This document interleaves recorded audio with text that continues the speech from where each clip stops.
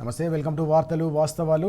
నేను సీతారామరాజు. ముందుగా ఈరోజు పత్రికల్లో వచ్చిన ప్రధానమైన వార్తలు చూద్దాం. ముందుగా నమస్తే తెలంగాణ చూద్దాం ఒకసారి. ఎగబెట్టిన కాంగ్రెస్ పార్టీ అంటూ ప్రధానంగా వార్త మనకు కనిపిస్తూ ఉంది. ఏ రకంగా 2 ఏళ్ల పరిపాలనలో ప్రభుత్వం ప్రజలను మోసం చేసిందో అంశానికి సంబంధించిన వార్త మనకు కనిపిస్తోంది. సర్కార్పై అన్ని వర్గాల్లో కూడా తీవ్రమైన అసంతృప్తి ఉన్నదని నిన్న తెలంగాణ భవన్ వేదికగా జరిగిన కీలకమైన కార్యక్రమంలో పార్టీ నాయకత్వం స్పష్టం చేసిన పరిస్థితి. కారెక్కిన ఆరూరి అంటూ ఈ ప్రధాన వార్త మనకు కనిపిస్తోంది. రాష్ట్రాన్ని కేసీఆర్ గారు 10 ఏళ్ల పాటు కష్టపడి సగబెడితే కాంగ్రెస్ పార్టీ పూర్తిగా ప్రజలకు ప్రతి ఒక్క ఇచ్చిన హామీ అంతా కూడా ఎగబెడుతోందనే అంశాన్ని నిన్న కేటీఆర్ గారు ప్రస్తావించారు. పెద్ద ఎత్తున ప్రభుత్వం పైన, ముఖ్యమంత్రి పైన ఆయన ధ్వజమెత్తిన అంశం మనం చూస్తూ ఉన్నాం. సర్కార్పై అన్ని వర్గాల్లో కూడా రోజు కూడా తీవ్రమైన అసంతృప్తి పెరుగుతుందనే అంశాన్ని కూడా ఈ సందర్భంగా ప్రస్తావించారు. ప్రజల బాధలను పరిస్థితి అగమ్య గోచరంగా మారుతూ సర్వ వ్యవస్థలన్నీ కూడా విధ్వంసానికి గురవుతా ఉన్న నేపథ్యంలో ప్రజలు అగచాట్లు పడతా ఉన్నారనే అంశాన్ని ఈ సందర్భంగా ప్రస్తావించారు.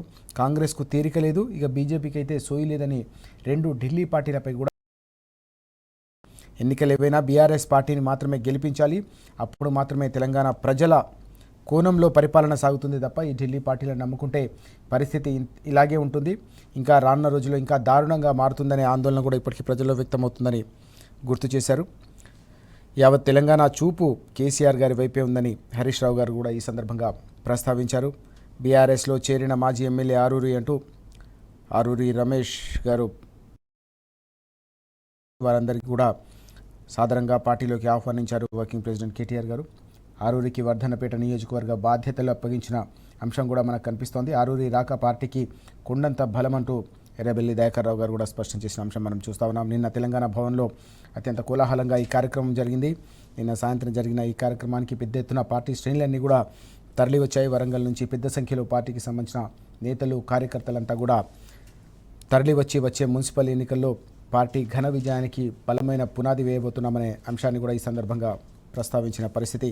ఏ రకంగా 10 ఏళ్ల కాలంలో బీఆర్ఎస్ పరిపాలన కొనసాగింది, 2 ఏళ్లలో ఏ రకంగా ప్రతి ఒక్కటి కూడా ఎగవేస్తూ కాంగ్రెస్ సర్కారు కావచ్చు, రాష్ట్ర ముఖ్యమంత్రి ఏ రకంగా తెలంగాణ ప్రజలకు ఇచ్చిన హామీలను మరిచి పూర్తిగా అటెన్షన్ డైవర్షన్ చర్యలకు పాల్పడుతున్నారని చెప్పేసి మండిపడిన అంశం కూడా మనకు కనిపిస్తూ ఉంది.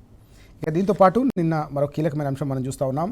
ముఖ్య నేత పెగ్ అంటూ మైక్రో బ్రివరేసెస్లో ఎవరి కోటా వారికే అంటూ ఈ వార్త కనిపిస్తూ ఉంది.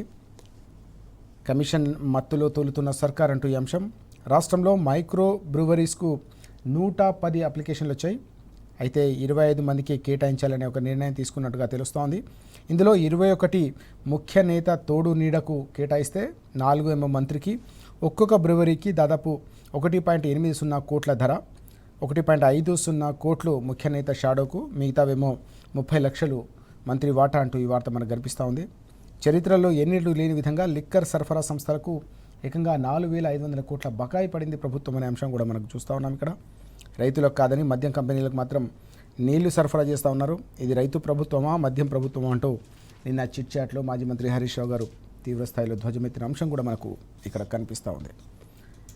అలాగే సీఎంఓ నుంచే ఫేక్ న్యూస్ రాకెట్ అంతా కూడా నడుస్తుందనే విషయం కూడా మనం చూస్తూ ఉన్నాం. ఇక్కడ రాష్ట్రంలో మిస్ ఇన్ఫర్మేషన్ మాఫియా, సిట్ విచారణ పైన ఫేక్ వార్తల ప్రచారం, అడ్డగోలు థంబ్నెయిల్స్, పేరడీ అకౌంట్లతో ఈ మొత్తం వ్యవహారాన్ని నడిపిస్తున్నారని నిన్న బీఆర్ఎస్కు సంబంధించిన నాయకులంతా కూడా ధ్వజమెత్తిన అంశం మనం చూస్తూ ఉన్నాం.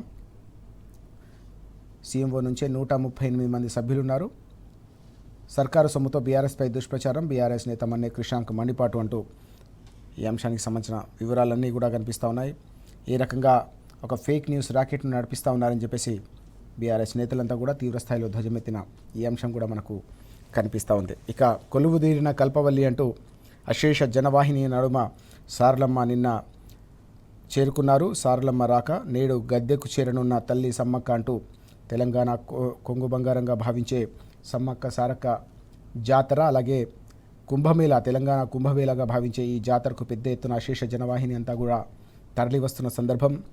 ఈ క్రమంలోనే అశేష జనవాహిని నడుమ నిన్న సారలమ్మ అక్కడికి వస్తే ఈరోజు గద్దెపైకి తల్లి సమ్మక్క కూడా రాబోతున్న నేపథ్యంలో భక్తుల సంఖ్య రోజు రోజుకు కూడా లక్షల సంఖ్యలో అక్కడికి చేరుకుంటున్న పరిస్థితి, తమ మొక్కులు చెల్లించుకుంటున్న నేపథ్యం కూడా కనిపిస్తుంది. మేడారం చుట్టుపక్కల ప్రాంతాలన్నీ కూడా జన సముద్రాన్ని తలపిస్తున్న సందర్భం మనకు అక్కడ కనిపిస్తోంది. ఇవి ఈరోజు మనకు ప్రధానంగా పత్రికల్లో ఈరోజు కనిపిస్తున్న వార్తలు.